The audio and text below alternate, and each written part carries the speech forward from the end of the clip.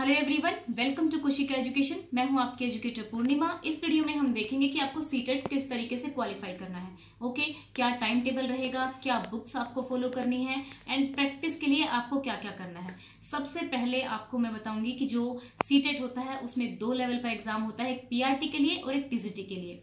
तो जो बच्चे टीजीटी वाले हैं उनको क्या फॉलो करना है और पीआरटी वाले हैं उनको क्या फॉलो करना है, इसमें पूरा का पूरा वीडियो में हम बताएंगे आपको।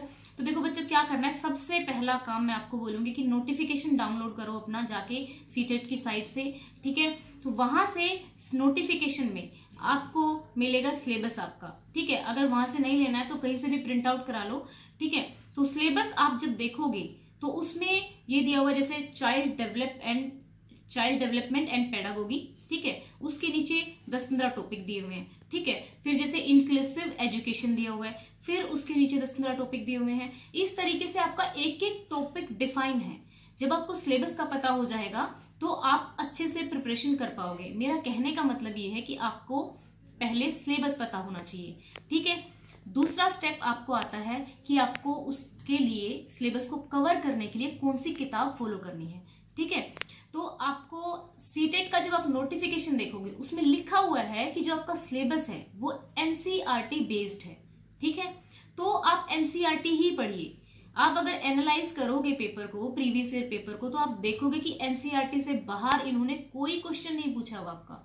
TGT math and TGT science वाले बच्चे आप प्लीज एनसीईआरटी पढ़ें। टीजीटी एसएसटी वाले भी। ठीक है, क्योंकि उनका जो हिस्ट्री का, ज्योग्राफी का जो पर्टिकुलर सब टॉपिक दिए हुए हैं वो आपके एनसीईआरटी से ही पूछे हुए हैं। अब आपको एनसीईआरटी किस तरीके से पढ़नी है। ठीक है, एनसीईआरटी आपको पढ़नी है कि देखो, ध्यान रखना है जो बॉक्सेस होते हैं एनसीईआरटीज में, बॉक्सेस बने होते हैं, वो बॉक्सेस पे आपको बहुत ध्यान देना है। लास्ट के जो क्वेश्चन हैं वो भी आपको करके देखने हैं। आपको लगेगा कि नहीं ये छोटे बच्चों के लिए क्वेश्चन है, हमें ये नहीं करने हैं, वो बहुत इंपॉर्टेंट है, इवन आप वो भी नहीं कर पाओगे। कुछ क्वेश्चन एमसीक्यू के भी होते हैं, वो भी आपको करने हैं। ओके, तो एनसीईआरटी मैं कहना चाहूंगी कि आप रट लो लाइन बाय लाइन। कोई ज्यादा बड़ी नहीं होती है, इतने बड़े पेजेस भी नहीं होते और महंगी भी नहीं आती है अगर आपके पास नहीं है। अगर आपको ऑफलाइन मोड में नहीं पढ़ना है तो एनसीईआरटी की साइट पे जाके आप एनसीईआरटी वहां से डाउनलोड कर सकते हो और कहीं भी आप ट्रेवल कर रहे हो कहीं पर भी आप उनको पढ़ सकते हो। अपने हर टाइम को यूटिलाइज करो। 1 महीने का आपका टाइम है। ठीक है, हम मान के चल रहे हैं क्योंकि हमें ये देखना है कि 16 सितंबर को अगर एग्जाम हो जाता है तो उसके अकॉर्डिंग हमारी कितनी तैयारी है। ठीक है, सब्जेक्ट के लिए आपको पढ़नी है एनसीईआरटी। ओके बच्चों, टीजीटी वाले बच्चों को भी और जो पीआरटी वाले बच्चे हैं उनको भी एनसीईआरटी ही पढ़नी है, क्योंकि आपके सिलेबस में लिखा क्या हुआ है आप ये देखना। उन्होंने ये बोला हुआ है कि सिलेबस दोनों का यही रहेगा, सिलेबस आपका यही रहेगा, लेकिन जो टीजीटी है उसमें डिफिकल्टी लेवल बढ़ जाएगा। ठीक है, तो आपको सिलेबस देखो अपना। टीजीटी वाले बच्चे एनसीईआरटी पढ़ो। अब आपका सिलेबस कवर हो गया, चाइल्ड डेवलपमेंट एंड पेडागोजी की बात आएगी। ठीक है, उसमें क्या होता है आपका 15 नंबर का तो जो है आपका जो आएगा चाइल्ड डेवलपमेंट एंड 15 नंबर का आएगा आपका पेडागोजी। ठीक है, 5 नंबर का आपका इंक्लूसिव एजुकेशन का एक टॉपिक है वो आएगा। ठीक है, तो आपको ये सारा टॉपिक आप लोग ऑलरेडी पढ़ चुके हो क्योंकि आपने बीएड की है, डीएड की है, आपने जो भी एजुकेशनल डिप्लोमा किया है उसमें आपने यही सब पढ़ा था। अपनी वही बुक लेके आओ।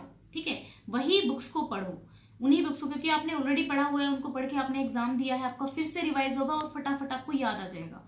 ठीक है ना, और आपको ये भी पता होता है कि एग्जाम के लिए इंपॉर्टेंट कौन से टॉपिक होते हैं। वैसे हम बताएंगे चैनल पर आपको क्या क्या पढ़ना है आगे, बट स्टिल अभी मैं बता रही हूँ कि आपको बुक क्या फॉलो करनी है। आपको कोई एक्स्ट्रा बुक नहीं खरीदनी है, एनसीईआरटी, देन आपकी जो बीएड की और डीएड की बुक थी चाइल्ड एंड डेवलपमेंट के लिए। Okay, and child and development और जो पेडागोजी है वो आपकी बहुत इंपॉर्टेंट है, क्योंकि वो हिंदी लैंग्वेज में 15 नंबर की आएगी, इंग्लिश लैंग्वेज में 15 नंबर की आएगी, तो आपकी हर सेक्शन में आ रही है, तो वो आपको कवर करना मोस्ट इंपॉर्टेंट है। ठीक है, जब आप एनसीईआरटी पढ़ लो, पेडागोजी कर लो, आप जो टीजीटी मैथ वाले बच्चे हैं, टीजीटी एसएसटी वाले बच्चे हैं, वो अपनी एनसीईआरटी कवर जब आपकी हो जाएंगी, ठीक है, तो आपको क्या करना है, आपको किरण पब्लिकेशन की या किसी भी पब्लिकेशन की बुक ले लेना प्रीवियस ईयर की। आपको प्रीवियस ईयर के पेपर देखने हैं। ठीक है, अब आप ये देखना कि जो आपने पढ़ा है वो कितना आप आंसर कर पाते हो। ठीक है, एक रीडिंग ये होगी आपकी। ठीक है, दूसरी रीडिंग में आपको फिर से क्या करना है, एनसीईआरटी अगर टाइम बच जाए तो एनसीईआरटी की एक रीडिंग देनी है, फटाफट रीडिंग देनी है। हाइलाइटर से जो इंपॉर्टेंट पॉइंट्स आप मार्क करोगे उनको ही दोबारा पढ़ना, ठीक है। उनमें से ही आपके क्वेश्चन आ जाएंगे। जो बोल्ड लेटर में लिखा होता है एनसीईआरटी में उस पर फोकस करना। एंड अभी देखो हमारा क्या क्या हो गया, हमने सब्जेक्ट कवर लिया है आपका। लैंग्वेज के लिए अभी देखो आपको क्या करना है। लैंग्वेज के लिए बच्चों आपको जो आपकी 9th एंड 10th की जो स्टैंडर्ड बुक थी आपकी, इंग्लिश की या फिर हिंदी की, ठीक है, दोनों आप वहीं से पढ़ना, आपके टॉपिक ऑलमोस्ट कवर हो जाएंगे। मैं अगेन बोल रही हूँ, टॉपिक जो सब टॉपिक दिए हुए हैं ना वो आपको सिलेबस में से फॉलो करने हैं। ये नहीं कि कोई भी साइट आपको कुछ बोल रहा है और वहां से, हमेशा जो ऑफिशियल नोटिफिकेशन आता है उसमें जो सिलेबस होता है और जो उसमें कीवर्ड दिए होते हैं, क्वेश्चन उन कीवर्ड्स में से ही आते हैं आपके, चाहे आप खुद एनालाइज कर लेना, ठीक है ना। तो अब बचता है आपका लैंग्वेज भी हो गया, सब्जेक्ट भी हो गया। अब आपका लास्ट फिनिशिंग टच देना होता है जो हमें तैयारी को, ठीक है। फिनिशिंग टच आपको कैसे देना है, आप प्रैक्टिस सेट लेकर आओगे, ठीक है। प्रैक्टिस सेट लेकर आप प्रैक्टिस करोगे उनकी, या अरिहंत का ले आना, या जो भी पब्लिकेशन आपको अच्छा लगे, अरिहंत के ठीक है, किरण के ठीक है, आप कोई भी खरीद सकते हो, ठीक है ना। प्रैक्टिस लगाना 10-15 प्रैक्टिस सेट जब आप लगा लोगे तो उससे होगा क्या कि आपका mind set previous year paper आपका कर जब किया होंगे आपने वो प्लस जो प्रैक्टिस सेट होगा वो दोनों जब हो जाएंगे ना तो आपका माइंड सेट बिल्कुल एज ए टीचर की तरह सोचने लग जाएगा और आपको पता होगा कि जो आंसर आपको देना है वो कौन सा है, ठीक है। सीबीएसई का जो पेपर होता है ये सीटेट वाला, इसका सबसे बढ़िया फायदा ये होता है कि ये लॉजिकल क्वेश्चन पूछता है, आपसे फैक्चुअल क्वेश्चन ज्यादा नहीं पूछेगा। फॉर एग्जाम्पल कि भाई एक बच्चा बिल्कुल नहीं पढ़ता है तो आप उसको कैसे हैंडल करोगे, प्यार से, मार से, ठीक है। तो नेगेटिव सेंटेंस को तो आपको वहीं पे कट कर देना है, जहां पे पॉजिटिव सेंस आ रही हो ना चीज की वहां पे आपको क्लिक मीन्स आपको मार्क करना है, ठीक है। तो आपको ये स्ट्रेटेजी फॉलो करनी है और ये आपके माइंड में किस तरीके से आएगी, प्रैक्टिस क्वेश्चन जब आप ज्यादा से ज्यादा करोगे तो इसी तरीके से आपको फॉलो करना है। एक बार मैं आपको फिर से रिपीट करती हूँ, सिलेबस डाउनलोड करो, नहीं डाउनलोड करना है कहीं से भी आप फोटोकॉपी करवाओ, अपनी जो स्टडी टेबल है या आप जहां पे भी आप उसको करते हो, नहीं तो आप डाउनलोड कर लो, अपने मोबाइल फोन में रख लो, सबके पास तो होता ही है मोबाइल फोन, ठीक है। वहां से अपने टॉपिक देखो, टॉपिक वाइज कवर करते चलो, एनसीईआरटी पढ़ो, देन आपका सब्जेक्ट एनसीईआरटी से कवर होगा। चाइल्ड डेवलपमेंट पेडागोगी जो है वो आपकी बीएड और डीएड की बुक से कवर होगी, ओके।